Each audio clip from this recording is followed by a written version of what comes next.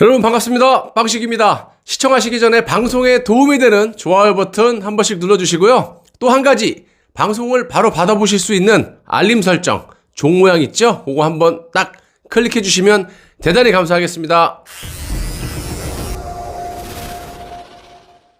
여러분, 윤석열 이자가 사람 얘기를 완전히 포기한 듯합니다. 지금까지도 충분히 저는 사람이 아니오시다 식의 행보를 보였었는데 박근혜 대통령을 조작 날조 수사로 억울하게 탄핵을 시키고 감옥에 보낸 장본인이 정치권에서 그 누구도 윤석열의 잘못을 따지지 않다 보니까 이자가 기억 상실증에 걸린 건지 아니면 정치꾼들은 그렇다 치더라도 보수 국민들을 곤충으로 보는 건지 잘 모르겠지만 지난번에는 박근혜 대통령의 어머님이신 유경수 여사의 생가를 찾아가서 탄핵 조국 때 자신은 검사로서 소임을 다했다라는 궤변을 들어놓고 당시에 정상적인 보수 국민들의 저항이 없었던 것으로 알려졌는데 이자가 오늘 박근혜 대통령의 아버지이신 박정희 대통령의 생가를 가갖고 참배를 하는 과정에서 보수 국민들의 격렬한 항의에 부딪히고 말았습니다. 이제 좀 정신들을 차리시는 건지 아니면 원래 정상이셨던 분들이 저항을 하는 건지는 모르겠어요. 제가 직접 보지는 못해서. 하지만 정확하게 말씀드리긴 어렵지만 박정희 대통령의 생가를 찾은 이 윤석열에게 감히 여기가 어딘데 오느냐, 박근혜 대통령을 감옥에 보낸 사람이 어디로냐 등등 격한 반응이 있었다라고 합니다. 이건 지극히 정상적인 반응이라고 보고요. 아니, 죄도 없는 사람을 탄핵을 시키고 그것도 조작 날조로 그의 부모님의 생가를 차례대로 찾아가서 지금 이거 약 올리는 겁니까? 염장 지르는 거예요? 사람으로서 절대로 하지 말아야 하는 짓까지 윤석열이 한 거 아니겠습니까? 윤석열도 윤석열이지만 이자의 캠프에 있는 탄핵 세력들의 판단에 대해서 강력하게 비판을 하고 싶습니다. 자, 윤석열이 간다고 해도 이거는 사람으로서 최소한의 도덕적인 문제고 이거는 가면 안 된다. 아니 이렇게 해야 최소한의 사람으로는 봐줄 수 있는 거 아니겠어요? 그런데 앞장서서 이런 짓거리를 하고 있다는 것은 사람의 길을 포기함과 동시에 보수 국민들을 완전히 곤충으로 보고 있다. 이렇게 말씀드릴 수가 있습니다. 윤석열은 17일 구미에 박정희 전 대통령 생가를 찾아가서 공식적으로 참배를 했어요. 자, 이날 참배 과정에서 조원진 우리공화당 대표 등 박근혜 대통령 지지자 200여 명이 몰려와서 격렬히 항의하는 소동을 벌였다고 합니다.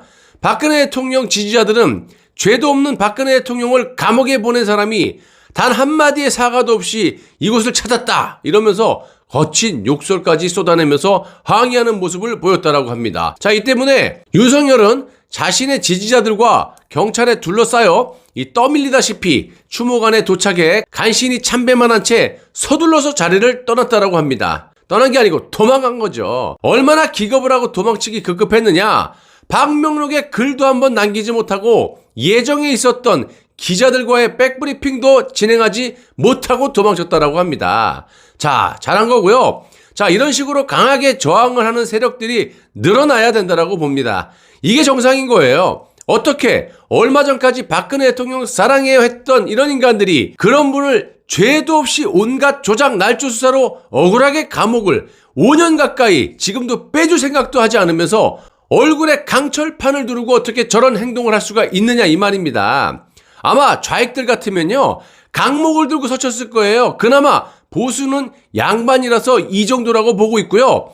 우리도 이제는 이해는 이로 맞서야 된다라고 봅니다. 우리만 양반식으로 대해주면 뭐합니까? 저것들은 그냥 입에 거품을 흘리면서 땅바닥에 그냥 떼굴떼굴 구르는 그런 마당에. 자, 우리공화당의 조원진 대표는 윤석열이 참배를 마치고 허둥지둥 경찰의 보호를 받으면서 자리를 뜨자 곧바로 추모관에 들어서 참배를 했다고 하는데 나 왜 이렇게 웃기죠? 자꾸 상상이 돼서 그 화면이 눈에 훤합니다. 굳이 상상을 해본다면 윤석열을 내쫓고 여유있게 참배를 한 것으로 상상을 해볼 수가 있습니다. 사진 보시면. 아무튼 이 조원진 대표는 윤석열을 향해서 이런 말을 했어요.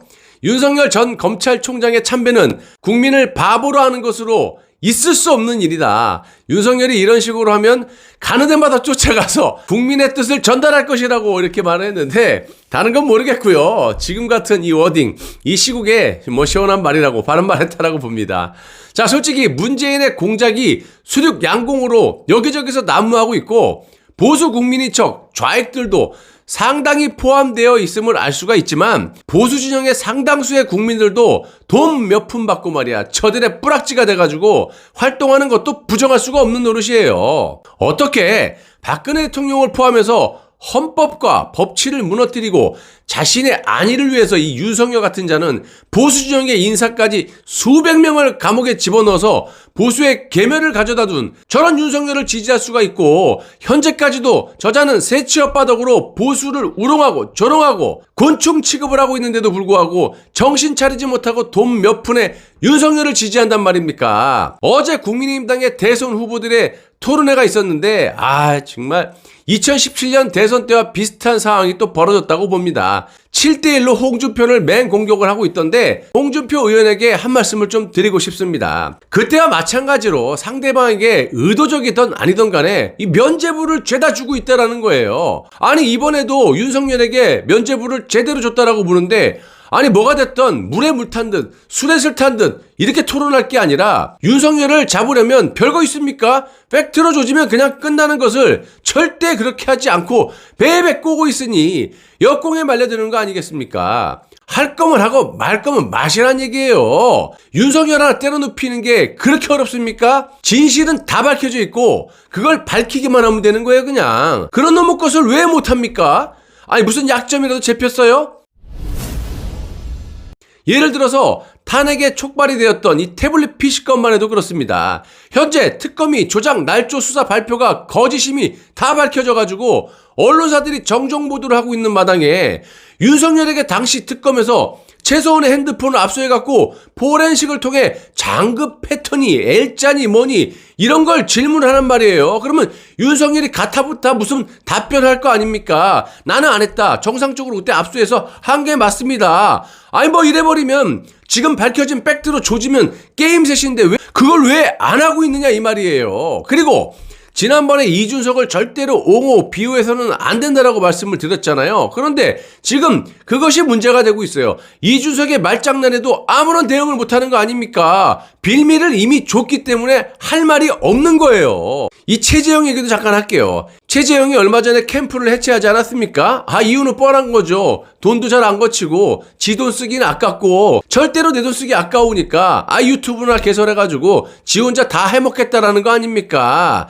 그래놓고 어제 보니까 윤석열의 바지끄댕이를 잡고 단 한 명의 보수 국민들까지 사분을 시키겠다라는 사명을 관철시키겠다라고 저는 보이는데 정말 파렴치의 정석을 보여주고 있다라고 보여집니다. 이자는 되지도 않은 인간인데 그래도 단 10명 100명이라도 이렇게 사분을 끝까지 시키겠다라는 거예요. 문재인의 지령을 받고 이자가.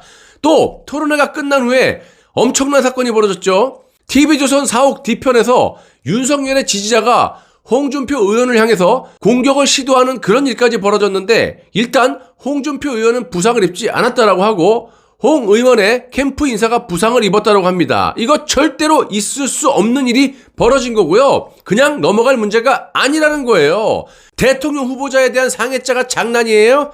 지난번에도 윤석열 고발 사주권에서도 윤석열 쪽에 대놓고 홍준표를 엮어가지고 고발장까지 작성하지 않았습니까? 그런데 홍준표는 사과를 요구하고 있어요. 사과를 요구한 문제가 아니죠. 보시면 박지원과 홍준표를 엮어가지고 국민의힘을 아주 죽이려고 작정을 하고 공작을 한 건데 사과하라고요? 그 자리에서 그냥 바로 윤석열의 출당 조치를 요구해야 될 사항이고, 자신이 대통령이 될 거라고 생각했다면 내가 대통령이 되면 그냥 두지 않겠다라고 해야 그게 정상 아닙니까? 상황이 이런데도 불구하고 홍준표 의원은 단호하게 대응을 하지 않고 말로만 다시 한번 그러면 가만 안 있겠다, 사과해라. 와, 진짜 지금 뭐 하자는 플레이인지 그 이유를 좀 묻고 싶습니다. 한 가지만 좀 제가 말씀드리자면 홍준표 의원이 지금 윤석열을 공격하는 거 잘 한번 보세요. 예를 하나 들어보자면 서울중앙지검장을 할 때는 보수 진영에 괴멸시키는데 앞장섰다, 이렇게 홍준표 의원이 말을 했죠. 맞는 말이죠. 하지만 구체적으로 뭘 어떻게 했는지를 물었어야 된다는 거예요. 대표적으로 문영표 보건복지부 장관, 야밤에 불러가지고 박근혜가 시켰다라고 하면 다 끝난다, 왜 고집 피우냐. 이런 식으로 위중교사에 대해서 어떻게 생각하냐. 그러면 윤석열이 나 시킨 적 없다 이럴 거 아닙니까? 그럼 바로 홍준표 의원은 문현표 장관을 찾아가서 거기에 대한 답을 받아가지고 폭로를 한 뒤에 윤석열을 허위사실 공표죄로 고소를 하고 뭐 이런 식으로 공격을 해야 되는 거 아닙니까? 대통령을 하려고 마음먹었으면. 저런 말은 누구나 하는 거 아니냐고요. 저 같은 경우도 이렇게 목숨을 걸고 팩트에 그냥 근거해서 전 국민에게 알리는데 그거 몇 가지 두세 개 꼭 집어서 말을 못합니까? 장모 건이나 부인 김건희 건도 마찬가지예요. 남이 다 아는 놈의 기사 내용을 공격하는 게 그게 뭔 놈의 공격이에요. 이준석 같은 자의 말장난에도 대응을 못하는데 무슨 놈의 대통령을 하겠다라는 건지 나는 모르겠고, 지금이라도 홍준표 의원이 강력한 내각제가 아닌 강력한 대통령제의 대통령을 하겠다고 마음먹었다면 윤석열을 끌어내려야 무슨 기반이라도 생기는 거 아니겠습니까? 일단 홍준표 의원은 지금 입장에서 다른 거 다 필요 없어요. 뭐 있어요? 얘기해보세요. 대안이 있으면. 박근혜 대통령 탄핵에 대해서 진실을 캐는 작업밖에는, 또 진실을 널리 알리는 이런 걸로 윤석열을 공격하는 수밖에 없어요. 국민의힘 대선 후보 토론에 대해서는 제가 좀 더 자세히 다뤄서 방송으로 여러분들께 제공해 드리도록 하겠습니다. 자, 아무튼 이런 식으로 물에 물 탄 듯 대선 후보들의 말장난으로 일축이 된다면 방법은 없습니다. 조만간 국민혁명당의 정강훈 목사 쪽에서 10월 초에 이 대선 후보를 선출한다라고 하는데, 지금까지 공개적으로 대권에 나가겠다라고 하는 분이 김경재 총재가 있습니다. 좀 더 두고 봐야 되는 것이고요. 정말 이 국민의힘은요, 이리 보나 저리 보나 절대로 아니오시다라고 보여집니다. 아무리 좋게 보려고 해도 하는 짓거리를 좀 보세요. 뭘 보고 저것들을 지지할 수 있느냐 이 말입니다. 이번 대선은 다른 거 다 필요 없고요.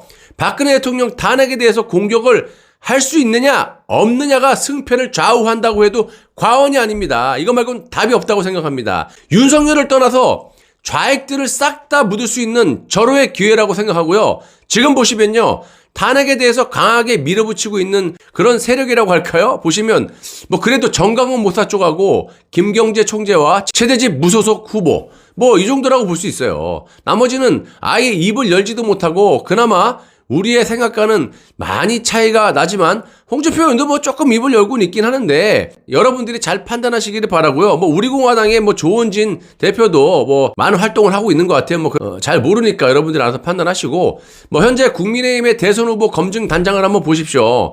대놓고 윤석열을 찬양하는 이 김재원으로 앉혀놓지 않습니까? 이건 내각제 앞제비에다가 박근혜 대통령 때문에 지가 떠놓고 등 뒤에 비수를 꼽은 자, 이게 무슨 제대로 된 검증이 되겠습니까? 보나마나 그냥 윤석열 할 게 바쁠 텐데.